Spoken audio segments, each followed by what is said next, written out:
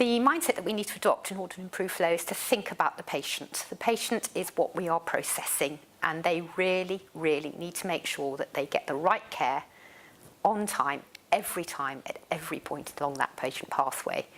And the problem for us is that we sit in our little silos of our departments, and we don't see that until we ourselves become the patient, or we look after a very dear one going through the system.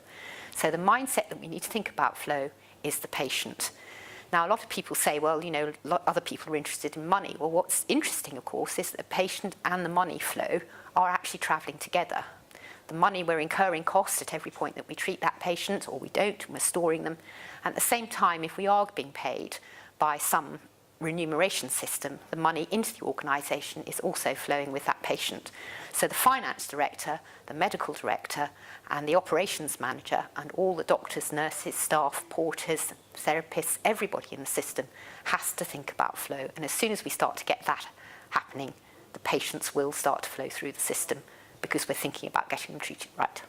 The main barriers we've found are the policies that are going on. So, for example, because we're not thinking about the patient's flow and when they arrive in the system, the staff arrive at very fixed shift times, which often don't relate to when the patients actually need them to be present. The most obvious of that, of course, is at weekends, where we now know, without any doubt at all, that the death rate goes up at weekends because the staff are not running a 7-day service. The policy is that you run a 5-day service with an on-call emergency. What does that actually mean? When things turn into emergency, it's often too late. And we actually need to think about the policy of ensuring that we do have a system that runs 7 days a week, 365 days a year. From the executive's point of view, it's all the executive directors. So the finance director, the medical director, the HR director, chief executive, the ops director, all have to be thinking about flow.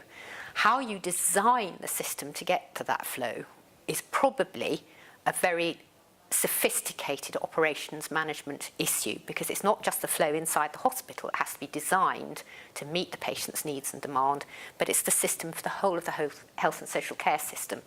So where it's worked best is when we've got chief executives of both the primary care system, secondary care, tertiary care, whenever they're involved, but more importantly, the community and the social care and the fourth sector, the charitable sectors, and of course I must also remember the ambulance, because that often stands in its own organisation, are all working together on that flow.